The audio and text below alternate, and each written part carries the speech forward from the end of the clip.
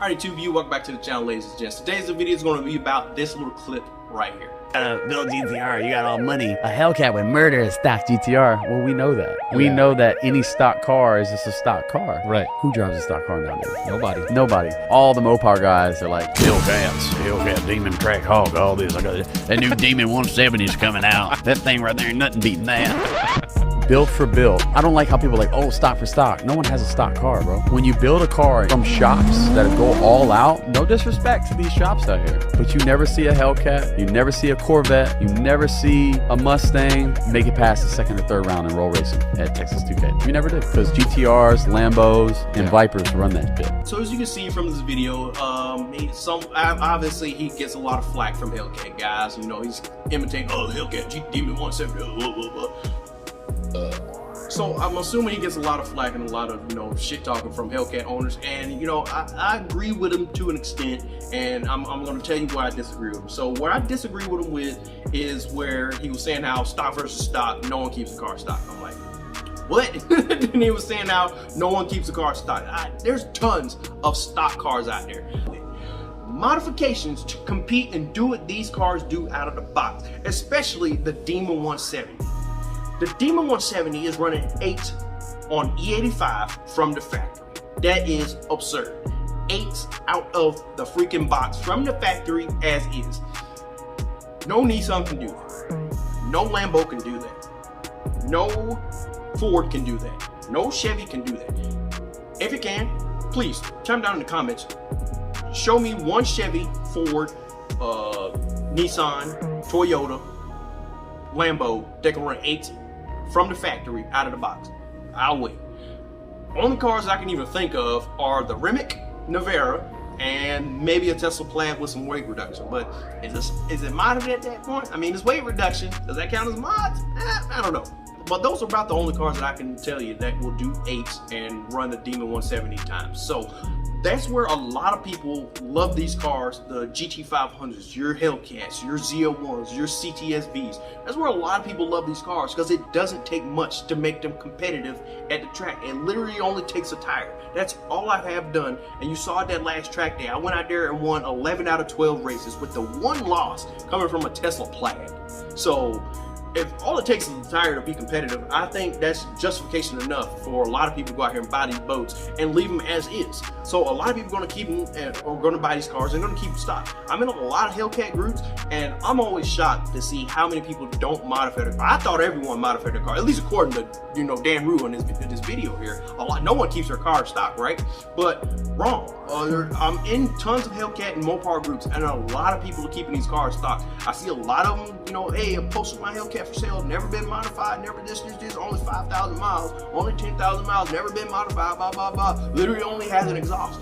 Literally, people aren't even doing intakes of these cars, man. That's how well set up they are out of the factory, off the showroom floor. There's no reason to modify them. So where I'm going to disagree is when you said no one keeps car stock. A lot of people keep these things stock. It's just point blank period. Reason being, because they do what they do so well out of the box, out of the showroom floor. They just do it. Where it takes these smaller BMWs, these lightweight, you know, Toyotas and things like that, where it takes these cars modifications to do and run the times that these guys do out of the box. It literally only takes a tire to go out here and run 10s, and you can do bottom to mid 10s depending on which red eye / Hellcat variant you have. If it's a super stock, I think the fastest super stock I've seen has been 9.9. 9's out of the box. 9's out of the box. What car do you know? Well, obviously you have the Demon, but that's out of production. So we're gonna go with what's still in production as of right now, and super stocks are still in production, and the fastest one I've seen has been a 9.9 out of the box. That's absurd. No modifications, no tuning, no nothing. Just out of the box, go to the track, throw a tire on it, run 9.9. That is absurd. No GTR is doing that. No Lambo is doing that. Once again, so yeah, people are keeping these cars stock because they run damn good out of the box. That's just point blank period. I don't care how you slice it and dice it, these cars run damn good as is, and they run even better if they have a proper tire on the car, and they are very competitive. Just a fact, man. I have, like I told you, you can go back and watch the video. 12 races, and those BMWs, those Supras, and other cars that I raced, those cars weren't stock. Those were not stock cars. and I won everything but the plaid race. It was the only race I lost. So I'm gonna have to disagree with him on that front about the no one keeping stock cars, because a lot of people keep stock cars. I know it's hard to believe. Now, do I plan on staying stock? I don't know. We'll see. We will be stock for a little while. I want to make sure I get this thing buttoned down. I'm not trying to end up in like a boosted lucky situation where you got all these crazy mods and stuff, and then someone just comes and takes it. So I'm not trying to end up in a situation like that. So I'll make sure she's buttoned down as can be before I start even attempting to look at power mods. So on to the next point, where he mentioned the roll racing, how you don't see these cars, your Mustangs, your Vipers, or your Mustangs, your Corvettes, and things like that competing in roll racing. And he's not wrong. A lot of those high horsepower cars are your GTRs, your Lambos, and your Calvo Motorsports Vipers. Those are going to be usually going to be the roll race kings right there. And the reason I believe that is because the people who can't afford those cars, they can afford those crazy high horsepower packages that cost, you know, another Hellcat on top of the car itself. So they're not cheap cars to build to begin with, and then to get those packages is a pretty penny. So most Hellcat guys, most GT500 guys, Mustang guys, I don't see them spending the money on the car and then spending the money of the car itself to go out here and, you know, do 200 in a quarter or something crazy like that. They just want to go out here, have a good time with a somewhat decent platform, and, you know, have a good day, have a good time at the track. Most of your GTR guys can't afford those crazy horsepower builds. Most of your Lambo guys, they can easily afford those crazy horsepower builds. And the same thing with the Viper guys. They easily have the disposable income for those crazy horsepower builds where the packages start at freaking 20,000 and go up to 50,000 from there. So I can easily go out there and drop, you know, $100,000 on a GTR and $200,000 on a Lambo, and then turn right around and drop another 50 to 60 on the car to go out here and run these crazy times in the roll race events. Now, where I'm going to disagree with them was a lot of people think that you just don't see, you know, those cars at Texas 2K. Hellcat made it to the finals and lost to a CTSV, which is even more crazy. It lost to a four-door sedan. There was a Hellcat Challenger and a CTSV sedan. I believe it was a sedan. Pretty sure it was a sedan. I might have to go back and look. 5-4 and 170. It's gonna be a good race. Yeah. Sweet. Good luck, man. Good one. Thanks. Good to see you, brother. I appreciate it. Here we go. Here comes all of the final rounds here at TX2K22. Starting off with the heavyweight class.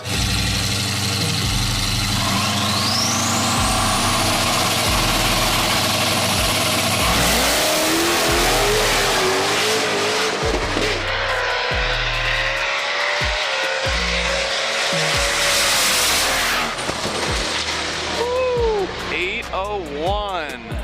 CTSV for the win in the heavyweight class. Alright, so I would let this keep playing out, but I don't feel like anybody, you know, trying to give me some copyright strike or anything. But as you can see, you just saw a Cadillac, a damn Dodge, and a freaking Ford right here, and a Datsun in the finals of drag racing for these two classes. There's plenty of other drag racing classes. I'm going to tell you right now, there wasn't any Lambos or GTRs in them for the finals. So, on to the video.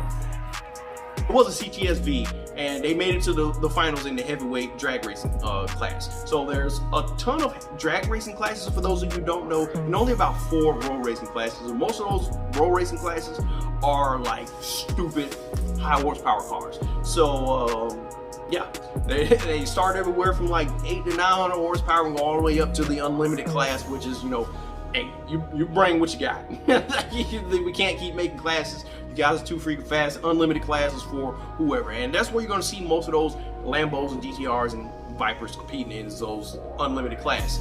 But as far as roll racing, you might see a Mustang or maybe a Hellcat or two down there in the lower roll racing classes, but I don't recall seeing one. But I definitely saw tons of Hellcats out there in the drag racing classes, the different drag racing classes, tons of Mustangs, tons of GT500s, all out there in the drag racing classes. So that's where you see them. It's not that they don't go to 2K and they can't make it to 2K. It's just that you see them in the drag racing classes. It's just that simple. There's more classes and more space for them to be out there to be able to actually be competitive and stand a shot at winning something. So that's why you see a lot of those cars over there in the drag racing class and not the roll racing class, because there's only a few classes for roll racing, and most of them just can't compete in the road racing class. Just that simple. But they are set up, and a lot of them do prefer to do the road racing or the drag racing thing. So that's why you don't see them over there on the road racing side. So gonna have to agree and disagree with them on that point as well. So I think that was all I wanted to touch on in this little video. I don't think there was anything else I really wanted to cover, but yeah, so I agree and disagree with them to an extent. Nothing bad to say about him.